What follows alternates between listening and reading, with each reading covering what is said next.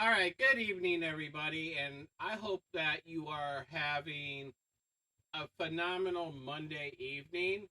I am creating this podcast today to talk about the RIFL Act, and that is RIFL. And basically, what it is that it holds gun manufacturers accountable for the cost of violence. Gun violence costs Illinois $18 to $20 billion annually. The industry pays nothing. The Rifle Act challenges that. Now, the bill of it is HB 3320. I'll link this into the article that I'll write on it.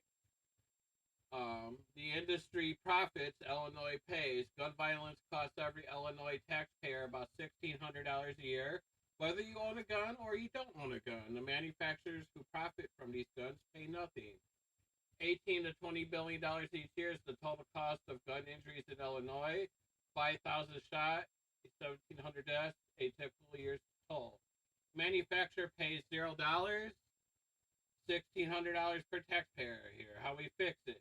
We license manufacturers operate in Illinois with a state license here, so they'll have to have like a license to operate. The fee tie the fees to real injury costs here, which contribution scale with recovering data, reimage public safety, incentivize self-regulation, change behavior through accountability. Now, from the Illinois General Assembly, the synopsis is it creates the Responsibility in Firearm Legislation, aka RIFL, or known as Rifle Act, establishes a firearms manufacturer licensing program in the Department of Financial and Professional Regulation with certain requirements, including that the sum of all fees for firearm manufacturer licenses shall be equal to the public health costs and financial burdens from firearm injuries and deaths. It provides that beginning January 1st, 2028, a manufacturer of firearms may not operate in the state without a license from the department, and that a manufacturer who violates the provision is subject to a civil penalty of up to $1 million per month. It provides that beginning January 1st, 2028, a retailer may not sell a firearm to a consumer in the state from a manufacturer who does not have a license from the department, and that a retailer who violates this provision is subject to a civil penalty of up to $10,000 per violation with certain requirements. Establishes Rifle Fund as a special fund in state treasury with certain limitations. It provides that the proceeds from fees under the licensing program shall be deposited into the Rifle Fund. It establishes a financial assistance program in the department with monies from the Rifle Fund for financial assistance to victims of firearms and for other purposes. It provides that the department shall contract with a program administrator to administer the financial assistance program with certain requirements. It provides that the department shall adopt rules for financial assistance to victims of firearms with certain requirements, including regarding exemption from certain state taxes. It provides that the department may contract with a program administrator to implement or administer any part of the act with certain requirements. It provides that the Illinois State Police shall report certain information to the department. It provides that the department may provide for other civil penalties of no more than $1,000 per violation. It provides that the Attorney General may enforce the act, makes other provisions, amends the State Finance Act to make conforming changes, and it amends the Illinois Income Tax Act to make conforming changes.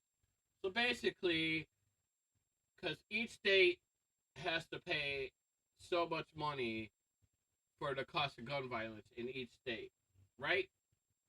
And instead of it being paid for by taxpayers, what happens is now when these FFL dealers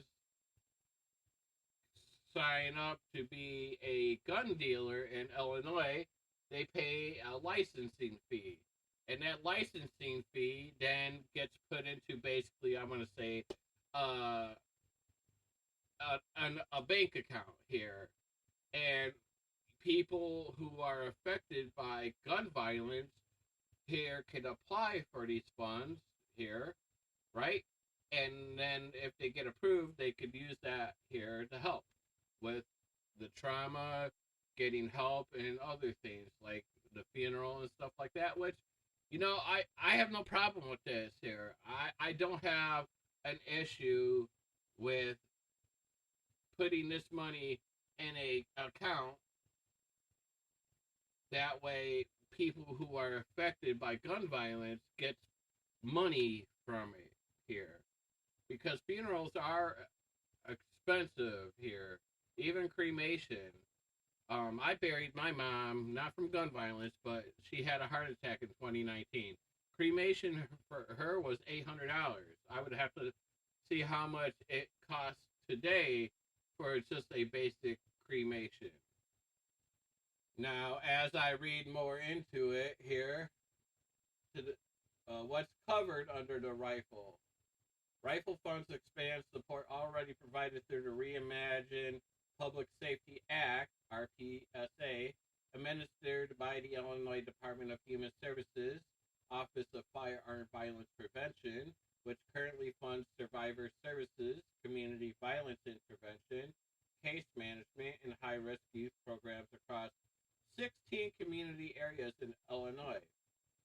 So it covers medical and mental health care, rehabilitation, and prescriptions up to 3 years or longer for permanent disability, lost wages or tuition, disability accommodations, funeral and burial expenses, emergency relocation and child care, and property damage and probate costs.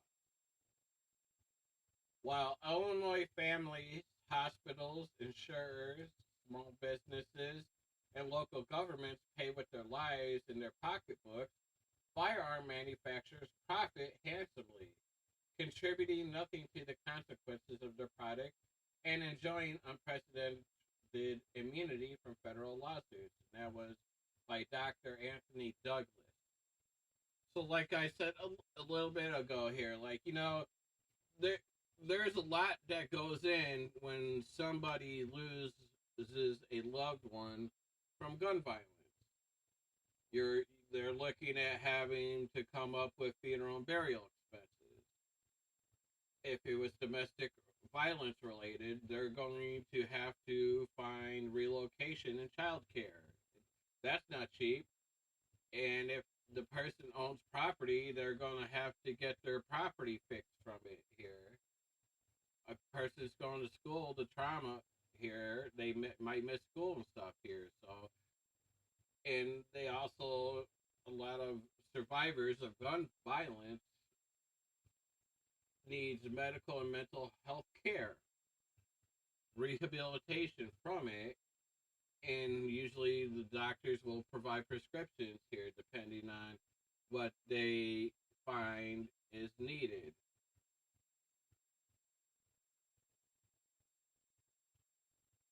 Like, to me, in my eyes, looking at this bill, I think it's a really good bill.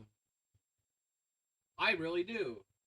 This doesn't have a Democrat name on it. This doesn't have a Republican name. This doesn't have an independent. It's simply just the right thing to do. So what I will do is I'm going to link this information here into this podcast. That way you could read the information for yourself and see what you come up with your own perspective here. So, sorry I haven't made one of these in a while here. I just been distracted here. I hope everybody has a safe and happy Memorial Day. I'll be in contact. I will be going out to Springfield here tomorrow, May 26th, which is Tuesday, and we are leaving at 6:30 in the morning. And We shall be in Springfield by around 9 a.m. ish and stuff. So I will take plenty of pictures. I will put them on my Facebook. I will put it on here, Substack here, and everything, and let everybody know how it went. Take it easy.